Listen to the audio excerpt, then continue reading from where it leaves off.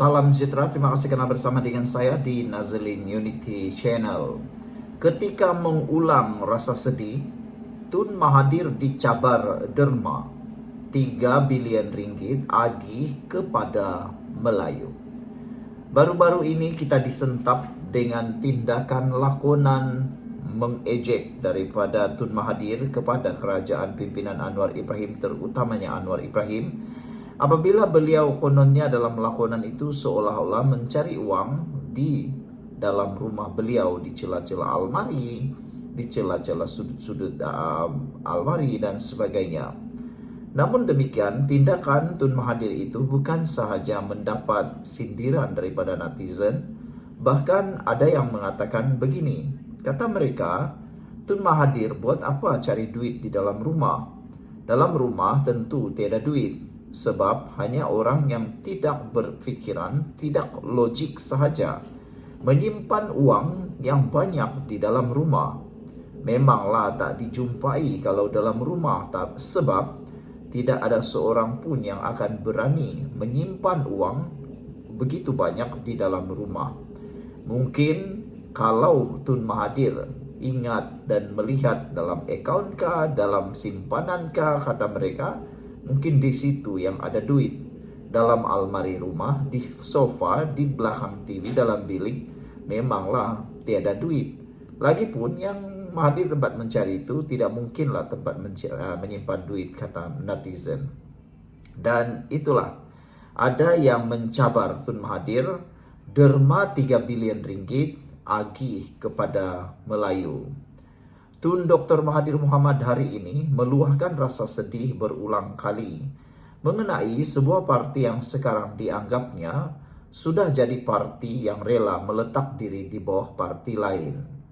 Tanpa menyebut parti yang dimaksudkan, bekas Perdana Menteri 2 kali itu berkata parti tersebut dulunya ditubuhkan untuk menolak percubaan British merampas negeri-negeri Melayu, seterusnya memerdekakan tanah Melayu. Yang diutamakan oleh wakil orang Melayu ialah kedudukan mereka. Apa akan jadi kepada tanah Melayu? Apa akan jadi kepada anak cucu? Tidak penting. Yang penting ialah layanan diri, katanya menerusi laman X hari ini. Untuk rekod, Mahathir kembali bersuara di X selepas memperoleh kembali akaun media sosialnya itu daripada pihak penggundam. Meluahkan rasa hatinya, bekas ahli Parlimen Langkawi itu mendakwa pihak berkaitan tidak sanggup pun untuk mendengar masalah tanpa menguraikan masalah yang dimaksudkan. Bukan nak rampas hak orang, hanya mempertahankan hak kita. Tak pedulikan, katanya. Nak dengar masalah pun tak sanggup. Ini bukan wakil rakyat, ini wakil ketamakan diri. Pedulikan kesedihan, syok sendiri, tulisnya lagi. Menjengah ke ruangan komen, rata-rata menemplak dan menyindir individu yang bakal mencecah 100 tahun pada 10 Julai nanti. Ada yang secara sinis berkongsikan foto dan sedutan video membabitkan cucu Mahathir sempena sambutan hari Krismas yang tular sebelum ini. Sedih, apa dah jadi dengan cucu-cucu sekarang, kata pengguna akaun X @Akim_Nizar. Dalam masa sama, terdapat warga maya meninggalkan komentar dengan menyebut duit berbilion yang disorok. Saya lagi sedih bila 3 bilion ringgit saya sorok. 1,6 bilion dah jumpa kat anak-anak saya. Tapi saya gembira sebab mereka pandai berniagalah. Mereka berjaya buat 1,6 bilion. Tak macam anak orang lain, templak @Iver_Cripple pula. Selain itu, pemilik akaun X, Oken Prime, mencabar Mahathir untuk melakukan sumbangan sebanyak 3 bilion ringgit kepada orang Melayu yang berpendapatan rendah. Tanya betul, Tun betul-betul nak selamatkan orang Melayu ataupun main politik saja lagi? Saya sokong penuh selamatkan Melayu, kata beliau.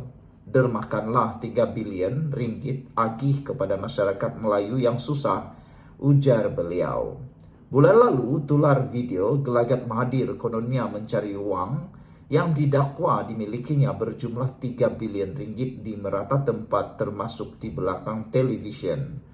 Malah pengerusi Parti Pribumi Bersatu Malaysia Bersatu itu berpendapat uang yang dicari itu mungkin ada di Switzerland. Kita pergi ke Switzerland, bank di Switzerland barangkali ada uang di situ. Jom kita pergi ajak bekas pengasas Parti Pribumi, pengasas Parti Pejuang Tanah Air Pejuang itu lagi kepada perakam video. Sekian dulu untuk kali ini. Jangan lupa tinggalkan komen Anda. Bye-bye. Salam sejahtera. Terima kasih karena bersama dengan saya di Nazilin Unity Channel. Ahli Parlimen PAS nak burukkan kerajaan Madani, tapi akhirnya kantoi pula Perikatan Nasional yang kenakan cukai ini. Inilah sikap pembangkang sejak akhir-akhir ini.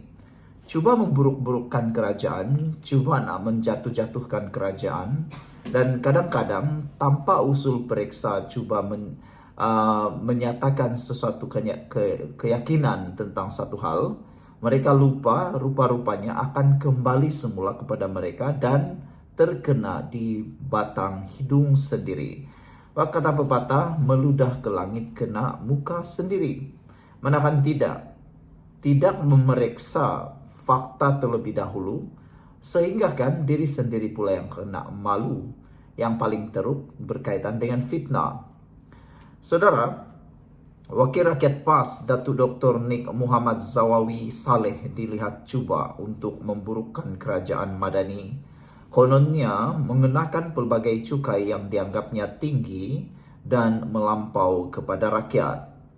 Ahli Parlimen Pasir Putih berkenan turut menyenaraikan pelaksanaan cukai jualan sebanyak 10% ke atas barangan bernilai rendah LVG yang terpakai kepada barangan yang diimport ke Malaysia dan dijual kurang daripada RM500 melalui platform e-dagang. Usaha gigi yang dibuat oleh kerajaan yang tidak membabitkan rakyat hampir tidak ada, tapi yang berlaku dinaikkan cukai LVG sebanyak 10%. Ini angka yang sangat membebankan rakyat, kata beliau. Kenaikan ini secara otomatik segala keperluan hidup rakyat ini meningkat secara mendadak, katanya di Dewan Rakyat semalam. Walau bagaimanapun, ahli Parlimen Kampar Chong Zimen kemudian bangkit mengingatkan bahawa cukai LVG itu diluluskan ketika pentadbiran Kerajaan Perikatan Nasional PN.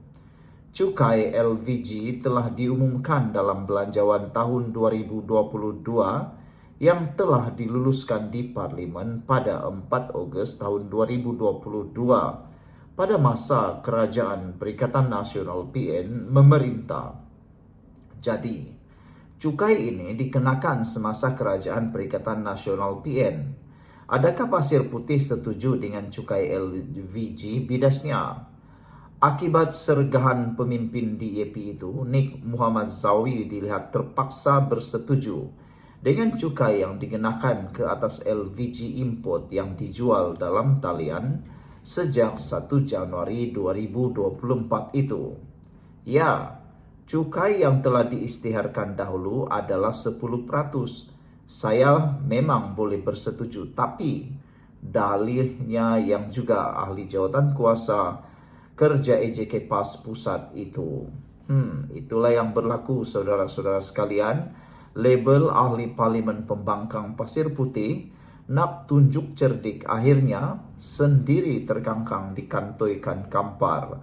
Terbaik Kampar, kata Mr. Nazir di dalam laman X beliau.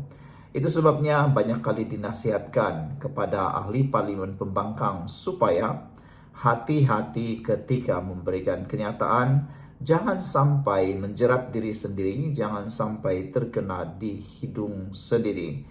Sekian, kita jumpa lagi. Tinggalkan komen Anda. Bye-bye.